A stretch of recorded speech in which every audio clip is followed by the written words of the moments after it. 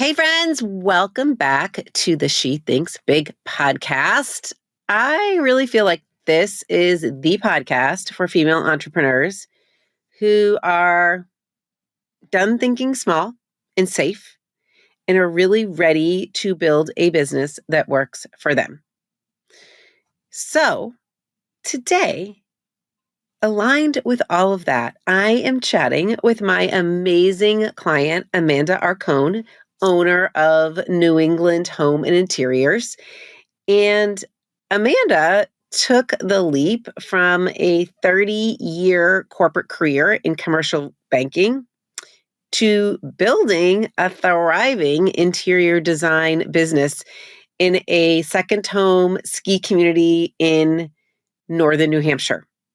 And here is why I asked Amanda to have this conversation with me. Because one of the most common questions I get is, should I hire a coach inside my industry or someone outside, someone that might have a broader perspective? And I think this really goes along with the thinking small and thinking big. Okay, I have a lot of prospective client calls with the people who say, hey, I've been working with XYZ coach in their course or in their program that focuses on whatever industry, insert industry specific, and they're really helping me get all of my systems and processes nailed down, which, here's the thing, my friends, I am sure they are. Okay, but if you're listening to this podcast, you've probably figured out that owning a business is way more than systems and processes. And owning a business, there are business skills, business concepts, a business mindset that is universal, that isn't industry specific. And I know, because I've had lots of conversations with Amanda on this, that she has really strong feelings about this.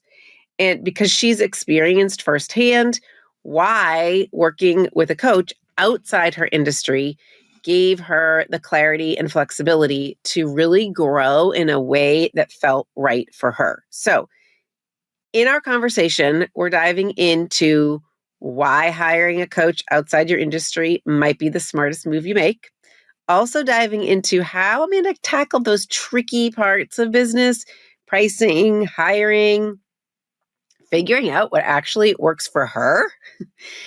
And also we're going to talk a little bit about why your mindset is just as important as your systems when it comes to growth.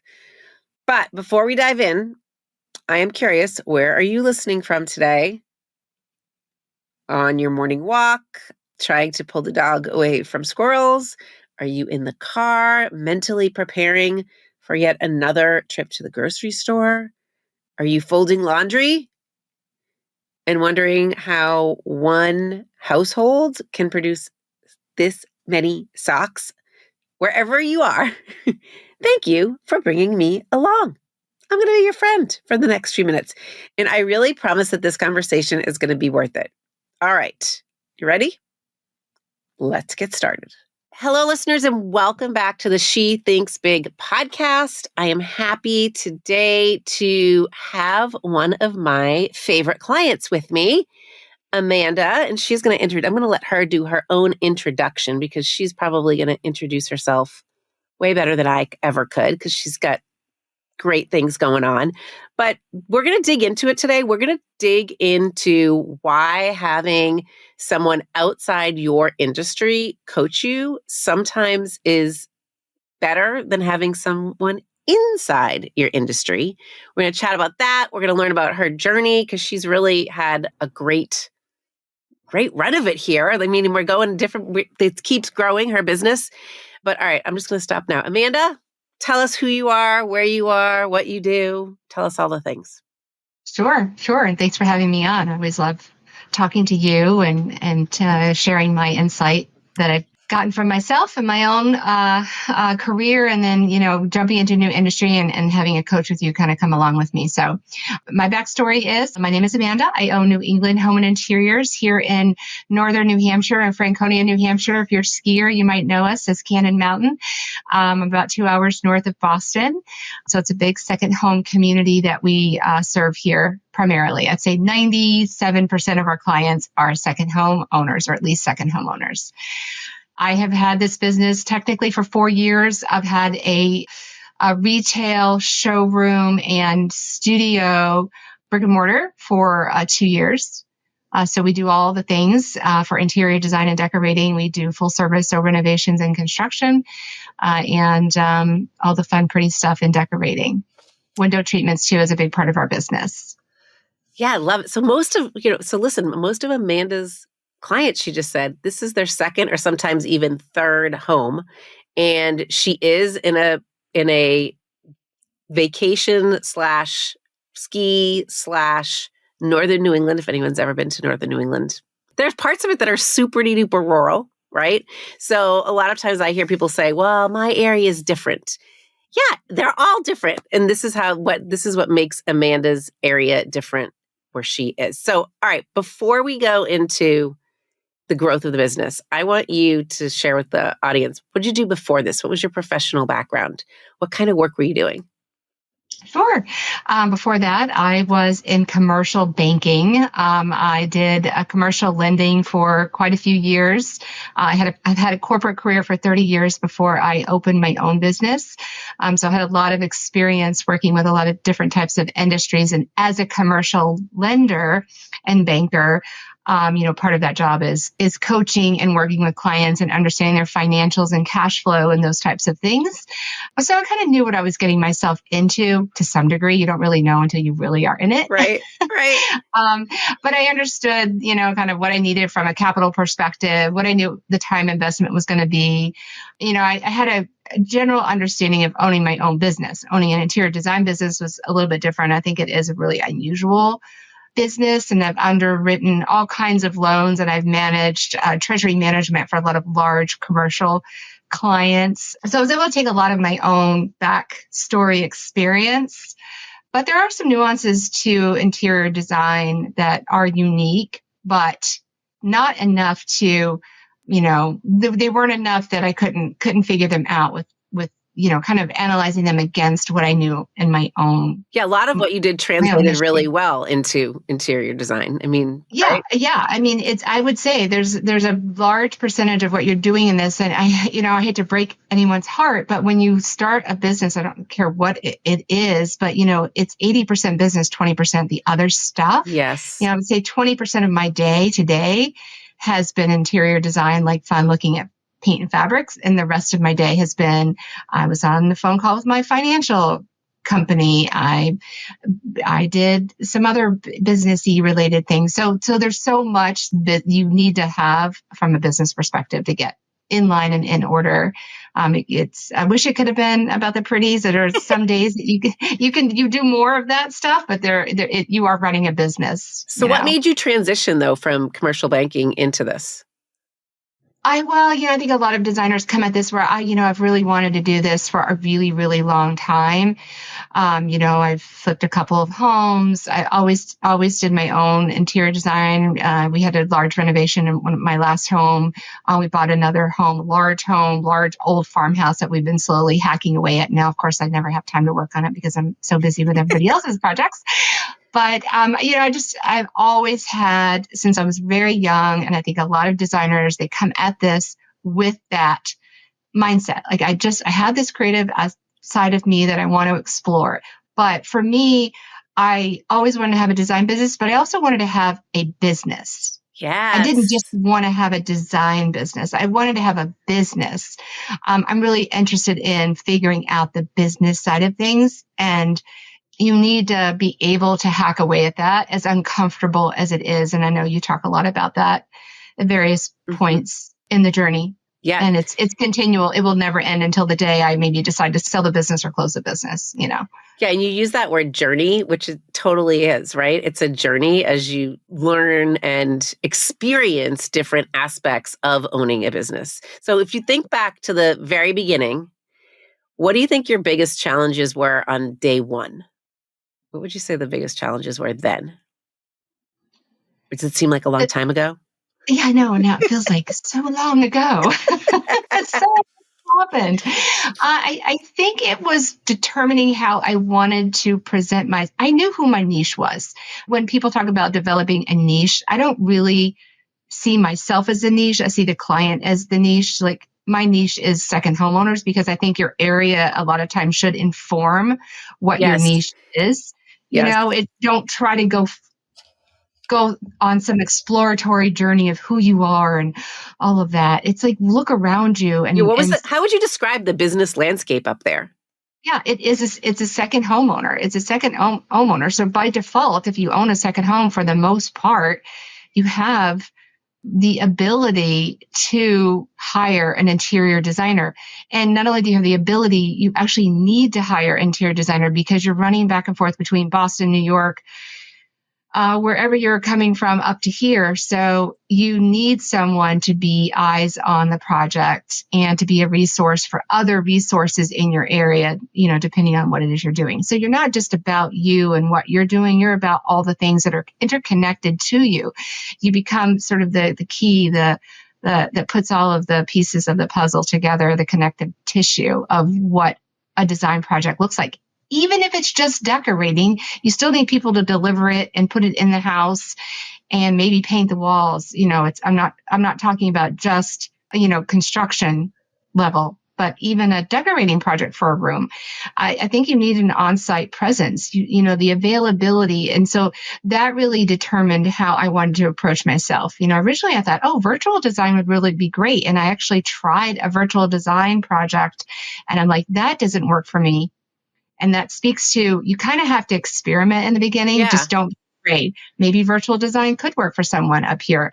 Not for me. I like to walk around, meet the tradespeople, see the client every week or every other week. I need a lot of involvement. It's how my personality goes. And I think you have to understand what type of person you are as well Yeah. in Yeah. determining. And I needed to touch fabrics. I needed to sit on sofas, just like clients oftentimes need to sit on sofas. Yep. And so that led me down the path of, oh, okay, well, I need a studio. Well, I want to do it this way. How do I want to do that? So you just have to start asking yourself those questions. How do I want to approach the relationship with the clients that I'm going to be serving? Yep. That's really a good, and again, it's a journey. It evolves. Yeah, So true. absolutely. Absolutely. Because you didn't have your first studio space until about what, 2 years in? Yeah. So it took about 2 years before I got the studio. And a lot of that was just figuring out the financial aspect and doing a lot of, you had to put numbers right into little boxes in Excel or Google Sheets. You know, you really have to put a plan together, even if it's just, it doesn't have to be complex and color coded and, you know, Yes. pivot tables, but you need to have an understanding of how much is this going to cost me and what's on the other side of that. So that was where my banking experience and lending came in really handy Yeah. in doing that. So what support did you have to seek early on? So, because you had a lot of the financial piece in your brain, at least early on. So when you started to consider other support systems, coaches, vendors, whatever, early on, how did you make those decisions or what influenced that? Again, it was the type of client, the type of houses. So I was really looking at who am I serving and who Okay. can help me serve them. Okay.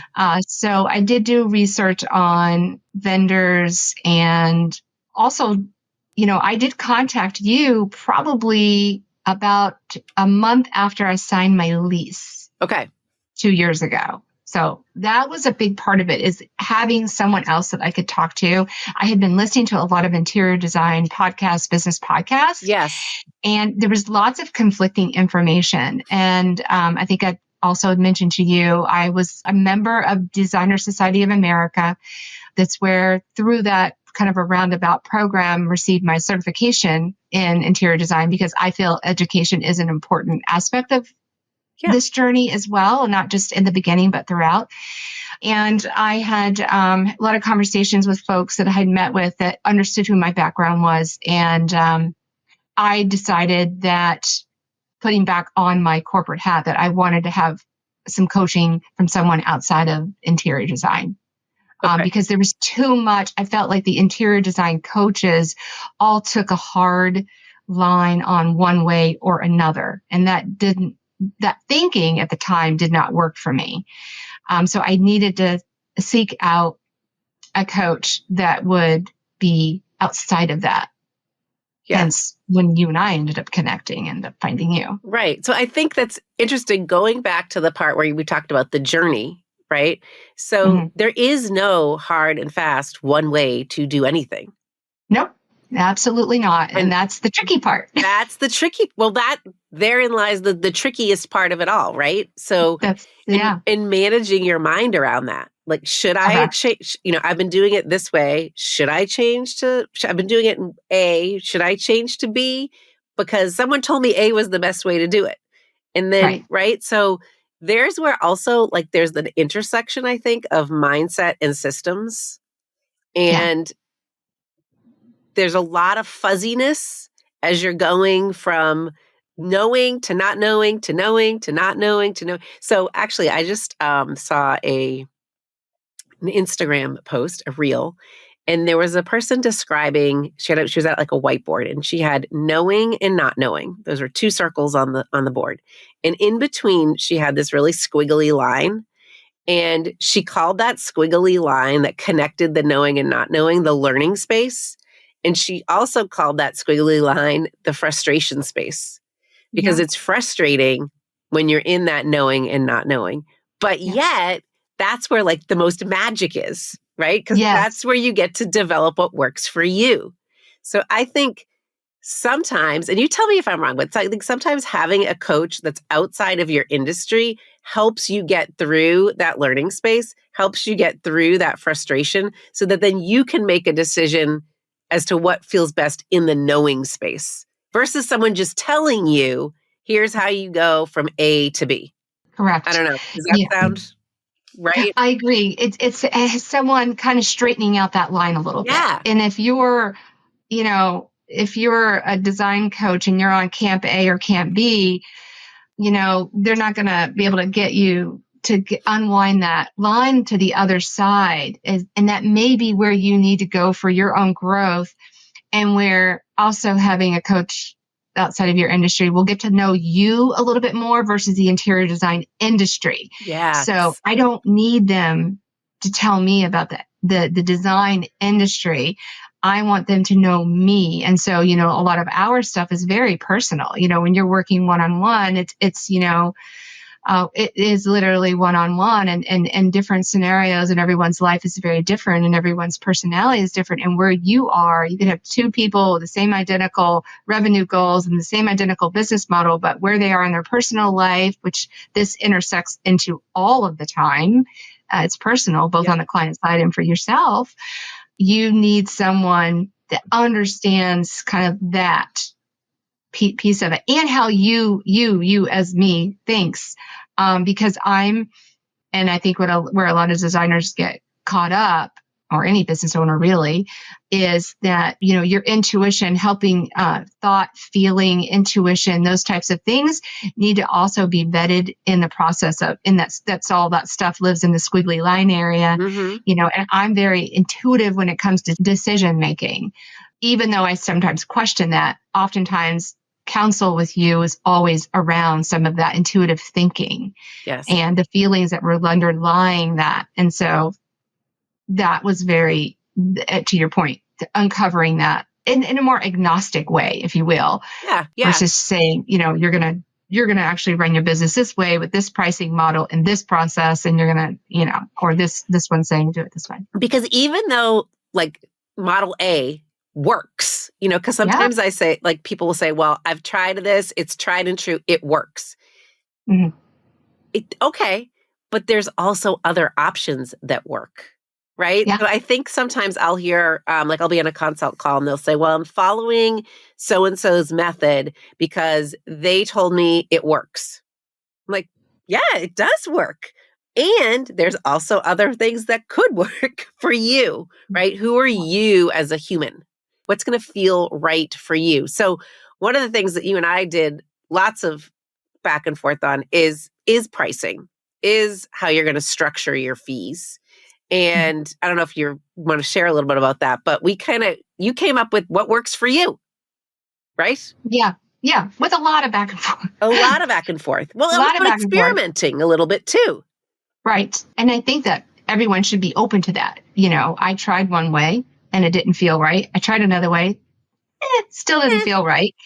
Yeah. And, who knows? Like right now, I felt right for, coming up on a year of the new way. yes, And, going into that new way of pricing has worked extremely well, not only for me and how I ask for the money, talk about the money, get the money, yes, clarity to the client.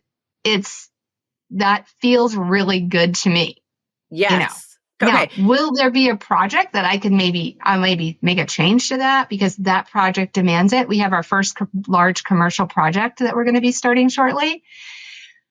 Maybe I change that up a little bit, because of the vendors that we're working with and the margins that we may or may not get and the deals that we can work out with because we can bring volume to the vendors. What are they willing? So that's going to maybe drive how I Yeah. feel about how I price out to the client. Right. And who's paying you? Like if it's a commercial project, it's not a Yeah, homeowner, right? It's a business right. owner. It's a And business. yeah, Exactly. yeah, Exactly. So I think in your mind, just because you've made up your mind in a way, I'm always keeping my eye out for what is that the best practice for that project. right. And it's for you and the client. So I think I also hear a lot of times that designers or whoever the professional is will say, well, I think my client will prefer X. Like they'll want to know X. They'll want to know cost completely upfront, right? But what do you want to know? Like what feels right? Because you said what helps you talk about it with them, right? It feels better for you to maybe do it in a different way. So it's not, I feel like there has to be a marriage of that in Yeah. navigating what's going to feel good for you as the business owner, how you want to present it to the client. That's a lot of thoughts going on in there, right? A lot of Yeah. thoughts. Yeah. It is. It is. And I think it's if you feel good about what you're saying, by default, maybe not all of the time, but most of the time, the client will feel okay with it. I feel like confidence Yeah. begets confidence. All of those, one thing begets the next. Yes. So if I can say, yeah, and I mean, I'm pretty honest with everybody that asks me, I charge hourly. The flat did not work for me. I lost money on that model. And I tried all the different ways of flat fees and the different phases and all the things and just so many things. And so, especially when you're doing construction, even when you're sourcing, even when you're buying, it doesn't matter. I tried that for a few years and no, hourly has been a game changer for me. And I feel more confident. And also, I'm more positive with the client too. I feel like I'm being paid my worth and my Yeah. value, and I'm speaking to that in a confident way. And when people say, oh gosh, how many hours is this going to take? I'm like, well, I'm going to say 40 to 80, but a lot of that up to you. I mean, if you can make a quick decision on a paint color and a refrigerator, then we're zipping along here. Right. But if you can't determine where we're going to frame that wall at, then we might need more time. Yes. So too many variables. Well, you're also Too many variables. you're giving power back to the client in a sense too. Like you get to Absolutely. decide how long this takes. In a Absolutely. And sense. it was funny. I had a client at the very beginning when I switched over. I said, well, I'm now hourly. And let me just tell you, that girl can make decisions after we went hourly because she was like, oh, yeah, I like that wallpaper. Let's go with that. I was like, okay, this would have been a much bigger conversation. So it's just, I think it does put them in the mindset Yeah. to also be decision makers. So that was kind of a long way of saying, I just feel more comfortable. It's like more comfortable conversation for me Yep. versus the flat fee, which felt like it was like all these little hidden formulas that they didn't really see, Yes. because you're like square footage and this is how much time it takes me to do this. And but just because it took you this much time on 10 previous projects doesn't mean this could be an outlier. You could be dealing with a major decision maker problem. Yeah. So this is like the nuanced stuff that I think working with a coach outside the industry or who doesn't have one way of doing things. Yes. That's where the value comes in because it's like you and I could have conversations about it, what felt better for you. Also, what works best, not just in this aspect, but in all aspects of your business. How does it meld best into your family and your personal life, right? And that's certainly not formulaic. Like that is not, right? That is not It's formulaic. not. No, exactly. And money also becomes it can, everybody has their own money mindset, money issues of their own self, and I found that prior to doing my new pricing model and I'm making all those decisions, I was kind of putting you and I talked about this. I'm like, this is not me. This is them, not me. And I was trying to impose myself on them because there were just too many hidden variables in the other way I felt. Somebody else could feel like that's full disclosure, the best way to do it because it's just clean. But for me, it didn't feel clean. So again, it's that feeling like, what do you feel comfortable with? Where is your confidence level in talking about things? And whether it's your process or money or whatever, it's like, what are those processes that are behind why you do what you do?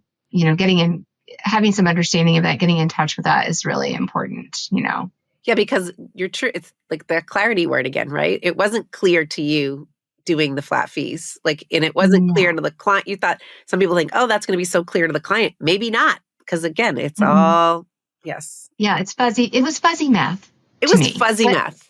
Yes. But to other people, that's not fuzzy math. You're for some people that's okay, but it felt like fuzzy math to me. Right. So one way isn't right. There's not one way. Exactly. Yeah. So what tangible changes have you seen in your business besides the bottom line? Because the bottom line has increased, we'll call it. What tangible changes have you seen in yourself as a business owner or in the business, say, in the last 2 years, kind of as you've evolved into this sort of second phase of your business? Well, definitely having the studio space has been a huge change for me. Yeah. And it's allowed me to grow my client base. I do have more business.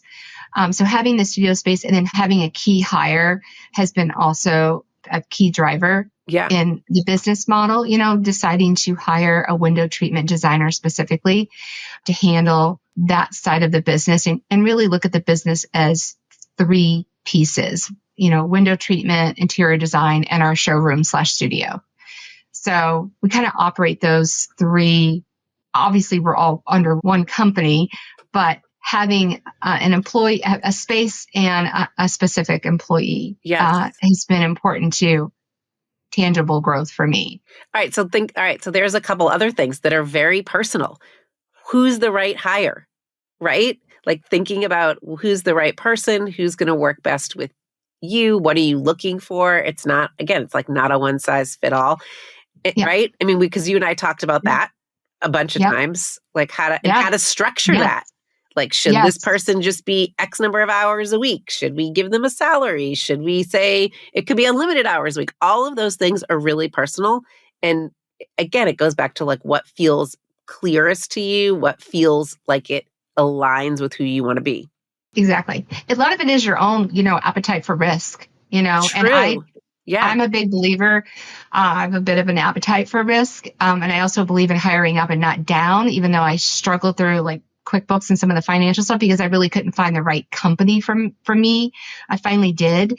So I was willing to suffer through doing a little bit of the admin work to be able to afford to hire somebody that knows way more than me. Right. And window treatments are very nuanced. I mean, they're just so complicated. I think probably one of the more complicated things of interior design or decorating project. So for me, it was to hire that person and to hire up, and then I'd figure out everything below it. But I knew because that person could be a driver of revenue. Yes. Yeah. See, so again, these, because sometimes people don't want to hire up, but for Amanda, that felt good. So personal. And then the studio space, you've had two different studio spaces in the last Yes, 2 years. So that was a yes. decision. That was a big decision. Yeah. Yeah. And where the first location we had, it, I thought, and it grew the business. We got some great projects, but it ended up not being the community that I wanted to be in. So that's the feel thing. Yeah. I wanted to be in a different community, even though it's just 20 minutes away. It's a bit of a nuance to my area, but I think that's something that everybody should think about is if you are going to be opening up a studio or marketing yourself in a place, even though these two communities are pretty close together and they both have ski mountains and they both have second homeowners and they both have big houses and townhouses and all houses in between, there was something about the community that we are now in that felt better for me. So Yeah. it was a big feeling move, but it was also a really good move project wise because we've taken on, we've doubled our client base since we've moved. So it's been a good move, but you kind of have to have a bit of a feeling and understanding of your market in order to make that decision. Yep. Yep. But it was a risk that I was willing to take to leave the Yes. old space behind. So there's some, like in that moving of studio space, there were some real practical decisions that Amanda and I kind of talked through. Like sometimes I remember leaving her messages, okay, just tell me what are the facts so I know that. And then once we kind of clarified that, then we kind of went into more of why do you want to move? How does this align better with who you want to be? How does like that business community too was important, the other businesses in the area, and are you feeling like you connect with them? So again, it goes back to like there's facts, but then there's also so many feelings that are involved in business and being a business owner that you've got to have space. Like I have my own coaches, right? You got to have your own space to discuss that. It's not a formula. So all right. So what's in store for future Amanda? So if we were to talk to the Amanda of 3 years from now, what's she doing? Oh boy, gosh.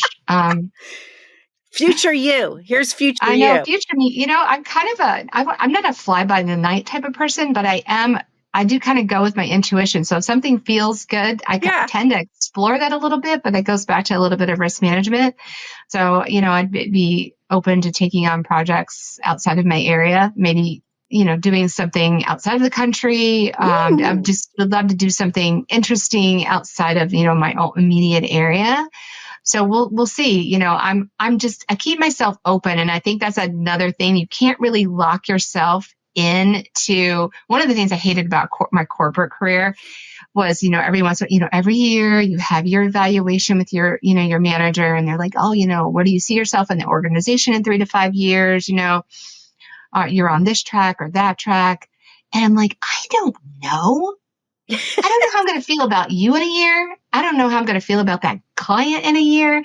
I have no idea. So, if you had told me 2 years ago that I would be moving into this space in this community, which is where I live and closer to my home and builders I know and tradespeople I know, etc., I wouldn't have thought that I was going to do that, or so quickly, but the opportunity opened itself and I jumped on it. Right. And also So, you still have a lease at the other place. See, so this is like, yeah, this yeah, is one of those like, what if?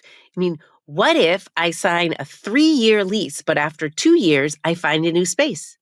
Okay. So then we just deal with it then. Maybe, yeah, we don't know. Like you don't know, but it is, I think part of business success comes from being open to possibilities and yeah. not You have closing yourself in.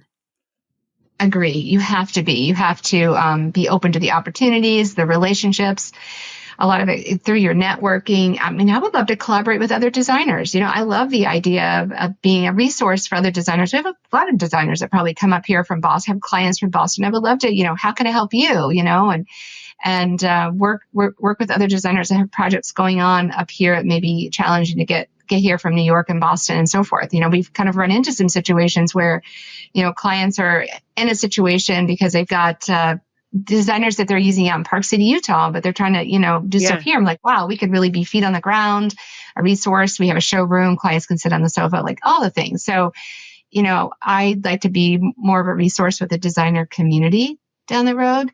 and how to help them in that way, just as a resource here. Yes. So you never know. You never know where opportunity is going to take you. I just think you got to be open and positive to it. Not, you don't want to say yes to everything, but Yeah. I think it's important And you can always figure it out.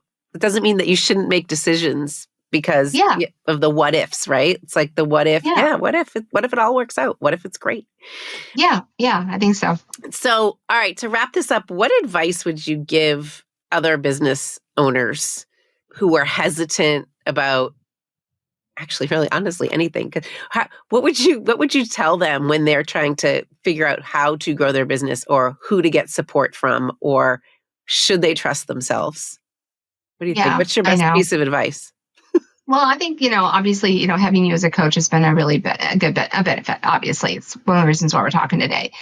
So I think people need to really understand. I think you do have to get in touch with yourself a little bit, but not in a way that's like, what's my brand and what are my colors and like all that stuff. Like Right. people get way lost in that. No, it's like, who are you? Literally, who are you? And you're not going to be able to answer that 100%. But how do you like to communicate with people? And if you need help vetting that out, I think getting a coach outside of the industry that's not going to put you back into the track of, you're this niche and you're these colors and this logo and you do your things with these little printouts this way and that way. Like if you're like, that's not how to be successful. You really have to get in touch with yourself. You have to really understand the financial aspects of things, really understand how you're going to make the money and what it's going to cost you to make the money, because you cannot start you can't start any business. And this is my banker hat coming on. Yeah. You can't start any business with $0. You cannot. Yes. Preach, So preach. yeah, you need to sit down and do the hard exercise of putting some numbers together and putting a plan together. Even if it's just a 6-month or 9-month or 1-year plan, you need to have, and if you've never done that before and you've never owned a business, or you haven't worked for anybody before or worked for anybody in this business, particularly, you need someone outside of this business to help you through that business process. I would say, at least that should be part of your plan. Yes, get your design coach. I've used a few interior design coaches for little bits of things, but for my core coaching from a business perspective, you really need to consider your options there. Yep. So I would say get all those things together. All the pieces. Yeah. And support yourself in it, right? Because it doesn't mean that you need to know how to do everything, but you have to be willing to use resources to help you in the areas that you're not comfortable in. Yeah. But you need a professional coach. You need a professional business coach, because I'm on all these Facebook pages and all the things, and I hear ridiculous stories and comments and things, and that's not professional. It's not professional. So it's a professional industry. You're dealing with high-level professionals, and you need to present yourself professionally. You need professional coaching. So I love it. that's my 2 cents. That's our 2 cents. Well, thank you for being here. This has been great. I always love talking to you because I always learn something too in the process. And I appreciate your honesty and openness. Yeah. Well, thank you. I always love talking to you too. And if people wanted to follow what's happening in Northern New England, how can they find you?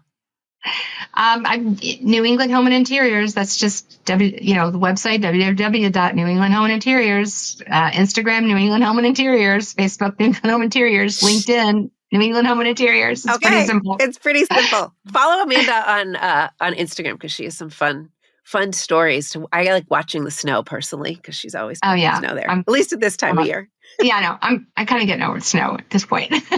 Wow, what a conversation. If there is one thing to take away from Amanda's journey, I think it's this.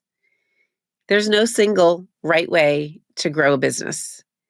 Only the way that works best for you. And having a sounding board to help you explore that is necessary. It is necessary. Okay.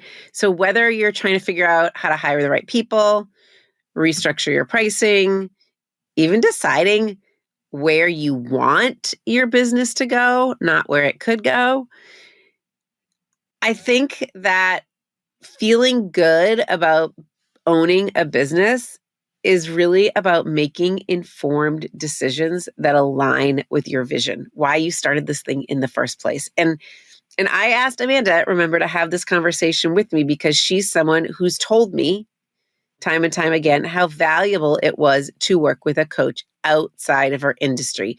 This is something, remember, I get asked this all the time. Should I hire someone who knows my field inside and out?